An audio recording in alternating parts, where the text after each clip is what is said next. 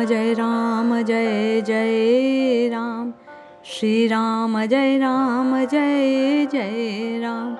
जय श्री हरि। पूज्य गुरुदेव के चरणों में बारंबार प्रणाम। एक साधक भाई ने प्रश्न लिखा कि मन तो चंचल है, ठहरता नहीं, और बिना मन लगे नाम जप निरंतर होता नहीं, तो फिर नाम साधना करने से होगा क्या? क्या आवश्यकता नाम साधना करने की? जब फल ही नहीं मिलना है तो फिर व्यर्थ के प्रयास से क्या औचित्य? भैया, श्री कृष्ण कहते हैं लक्ष्य पूरा होगा या नहीं ये सोचे बिना बेहतर प्रयास करने चाहिए, क्योंकि जो प्रयास करते हैं परमात्मा उनकी सहायता करता है और परमात्मा द्वारा की गई सहायता कार्य को पूर्णता तक पहुंचाती है।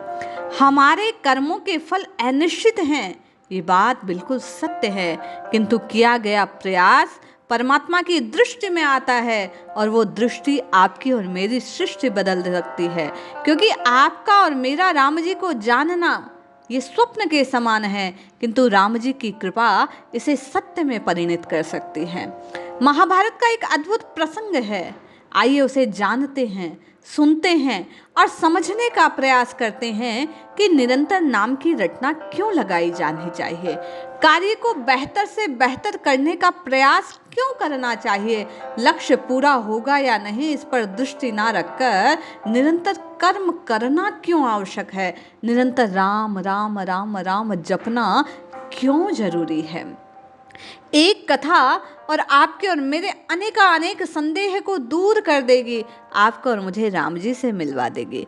किसी भी काम की शुरुआत में ये सोचना नहीं है कि सफलता मिलेगी या नहीं, लक्ष्य पूरा होगा या नहीं। असफलता सफलता इंसान के हाथ में नहीं है। साधना से सिद्धि मिलेगी या नहीं ये बात अन्य है, लेकिन राम राम रटने से अंतःकरण शुद्ध होगा ये निश्चित है। महाभारत में श्री कृष्ण ने अर्जुन को यही उपदेश दिया था कि सिर्फ कर्म करो, फल की इच्छा मत करो। फल के साथ जुड़ने से विनाश होता है और कर्म करने से जीवन का उच्च स्तर पर विकास होता है। दुर्योधन ने सभी पांडवों को मार देने के लिए जब लाक्षागृह में आग लगाई तो इस षड्यंत्र से पांडव बचकर वेश बदल कर चले जाते हैं वन में। उसी समय द्रुपद के यहाँ पुत्री द्रौपदी का स्वयंवर आयोजित होता है। पांडव ब्राह्मणों के वेश में वहां पहुंचते हैं। श्री कृष्ण स्वयं मौजूद हैं उस सभा में और ब्राह्मण के स्वरूप में पांडवों को पहचान लेते हैं।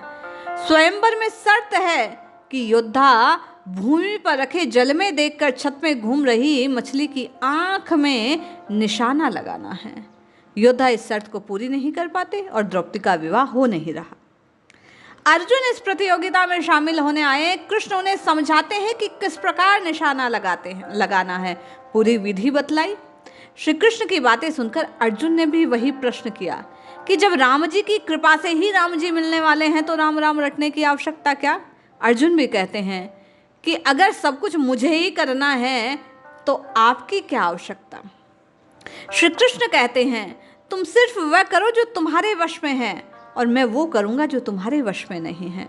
मन को वश में करना आपके और मेरे वश में नहीं है, ये बात सत्य है, किंतु जिह्वा से राम राम राम राम कहना आपके और मेरे सामर्थ्य की बात है। यदि हम चाहें, प्रयास करें, थोड़ा सा हट अपने स्वभाव में ले आए तो निश्चय मानिए ये जिह्वा राम राम राम राम करने के लिए विवश हो जाएगी। जिस प्रकार अर्जुन के हाथ में था बाण को चलाना।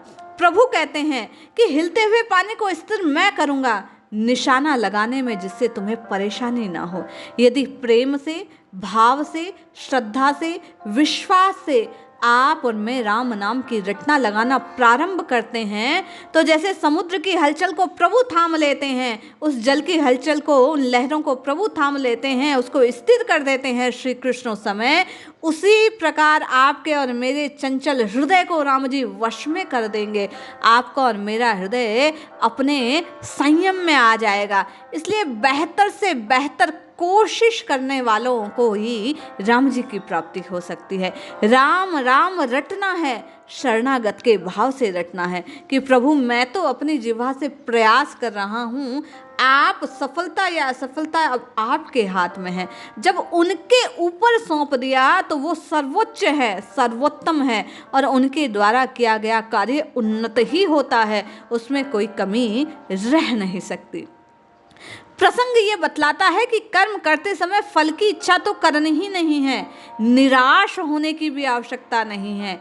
आपका और मेरा प्रयास यदि सच्चे हृदय से है तो प्रभु अपने आप को प्रकट करने के लिए तैयार ही बैठे हैं। जानने का प्रयास करने मात्र की देर है। आपका और मेरा प्रभु को पुकारने का, प्रभु की नाम की रटना लगाने की देर है। राम जी के आने में कहीं कोई देर नहीं है।